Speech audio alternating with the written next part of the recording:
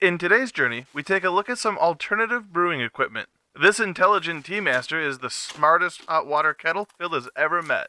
We were already in the market for replacing our hot water kettle, and this one was only $20 extra with the ability to control the temperatures. And being able to use that tea infuser as a hop infuser later on is only going to be a bonus. Unfortunately, it's not big enough to do an all-grain batch inside of the infuser, but it could probably hold enough for an extract steeping style. But that's not what's on the agenda today. The plan is that once Phil finishes unboxing this, that we're going to do a test batch with some mystery grains for all grain brew in a bag. And now I know a lot of the more advanced brewers are probably thinking that this is going to be beneath them, but hold on until the end and you might find that there's something to learn that you could use this at some point in your brew process one way or another. Cause yeah, a kettle is a kettle, but this is where the magic happens, as the base contains a computer in which can control temperatures, thanks to the built-in temperature probe inside the pot. Most likely a DS18B20, the same kind that we use in a lot of our projects.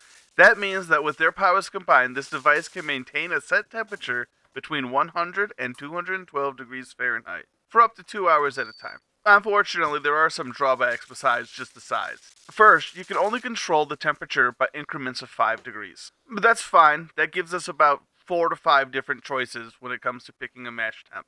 Today, we're going to go with a middle-of-the-road temperature of about 150 degrees Fahrenheit. That way we should get a fair amount of alpha and beta amylase, along with giving any protection for over or undershooting of our target temperatures. The other downfall is that there's no custom times. It's either 2 hours or 10 minutes. No in between. And seeing as we only paid about $55 for this, we're really not expecting more, so still 5 out of 5 stars. However, we do rate Phil a 2 out of 5 for not checking that the surge protector's plugged in. It probably would have saved some time. Hold on, we'll get this fixed and get a better angle for you. So now that Phil has figured out that the surge protector was unplugged, we went ahead and added about 1.5 liters of water, and then started heating it to our target temp.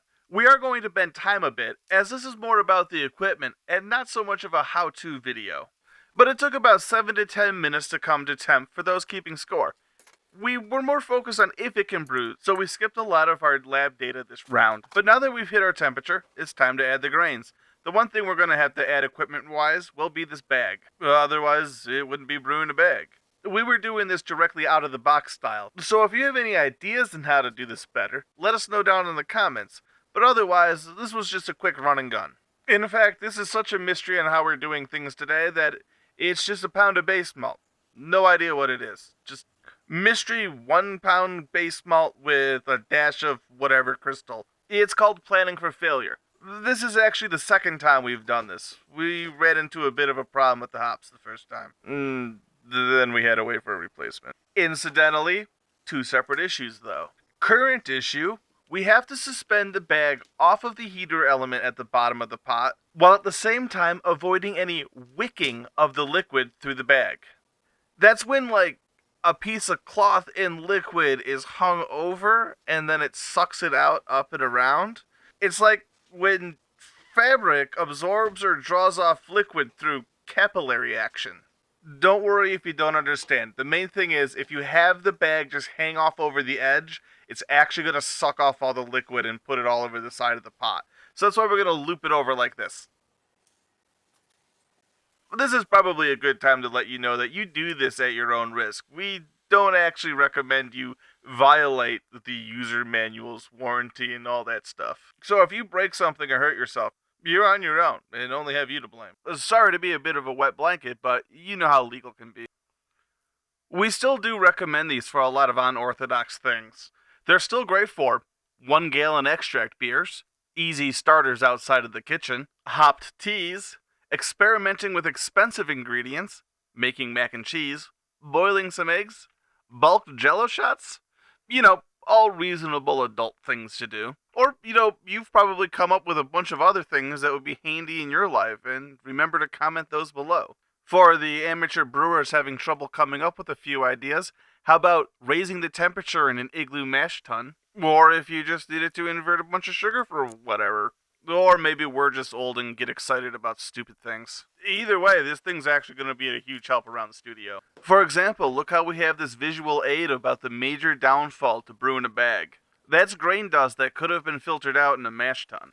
We'll go more in depth on how to avoid that in a future video. But for now, check out that hole that makes my job easier while we do the sparge. Too bad we don't have a second one of these to make that easier, because that was less of a sparge than it was just pouring cold liquid over the grains to top off. And in classic Phil fashion, he put too much water in. And experience is the act of having failed before, and since we've learned from this, we'll move forward. Next time we'll have a bucket for runoff, and probably actually pre-measure the liquid rather than just eyeballing it. And I have no idea why I keep calling the water the liquid. And if you were paying attention earlier, you may have noticed that I mentioned we've done this test before and had problems. And when brewing in any kind of constrained vessel or just doing something crazy, it's usually a good idea to put some anti-foam in. Even after the hop break's done, there's a good chance of boil over every time you add a hop addition. And even though you use an anti-foam agent, that doesn't mean it's impossible for it to happen. It's just a bit of insurance. And with all the prep work done, let's skip ahead to when Phil remembers to actually turn this on to a boil. Which we didn't actually measure how long it took, but it was about 7 to 10 minutes to go from 150 degrees Fahrenheit up to 212 degrees Fahrenheit. In hindsight, we probably would have backed down on the temperature after it boiled for about 15 minutes, just to save on some of that evaporation. Remember, technically, hops only need to be boiled at about 185 degrees Fahrenheit for the isomerization process to start. That's one of the tricks to how those automated brewing systems work whenever they pump in and out of kegs. And I don't know about you, but that sounds like a good video idea. What's the best boil temperature? Regardless, it's time to add the hops. Phil is trying to avoid using the lid at this point because that's what caused a lot of problems the first time. But the first time we didn't use the anti-foam agent, and that was a major problem. Because we had to sit on top of it the entire time because about every 5 seconds it tried to boil over. But let's kick this thing into hypergear, because we're almost done and there's not much else to say, because this thing's pretty awesome. Because it's got the Balsa-like glass, stainless steel heater element. The only thing that I wish it had was a magnetic stir bar. Or maintaining temperatures lower than 100. That'd be cool too. Custom timers would also be great. Ones that you could change temperatures so you can ramp them up for steps too. That'd be great. I guess also a USB port so that I could hook it up to a Raspberry Pi one way or another. But for $55, that's still pretty good. Especially when similar hot water kettles go for about $100 and may not even have all the same features. A very common one to be missing is maintaining temperatures below 160 degrees Fahrenheit. And if you go down the other way, down to about $20, you can still keep the glass and stainless steel body, but you lose all of the computer parts, including the keep warm function. So I'd say that the price to performance ratio is spot on at this point. In fact, you may be even getting a good value. And as you may have just saw, boilovers are still going to happen. But they are happening in a much less frequency than they were the last time we did this. Plus, towards the end, Phil even remembers to turn the temperature down a bit, and that saves a bit of work. But how much do you want to bet that that comes after the biggest boil over of them all that we have this day? But it does gotta make you wonder, is he even in the room? Cause my money's on no, but I'm future Phil, so I know what past Phil did.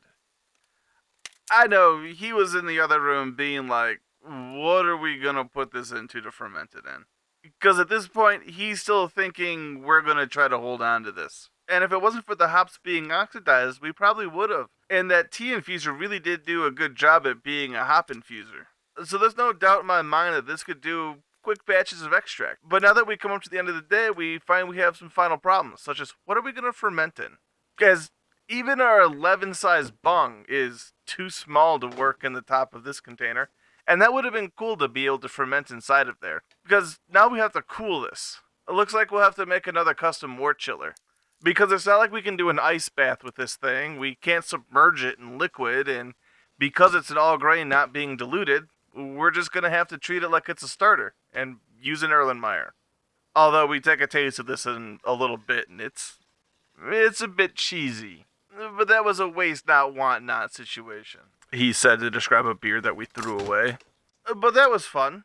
Why not check out some of our other videos? And don't forget to like, comment, and subscribe. Or scroll down below and check out some of our affiliate links.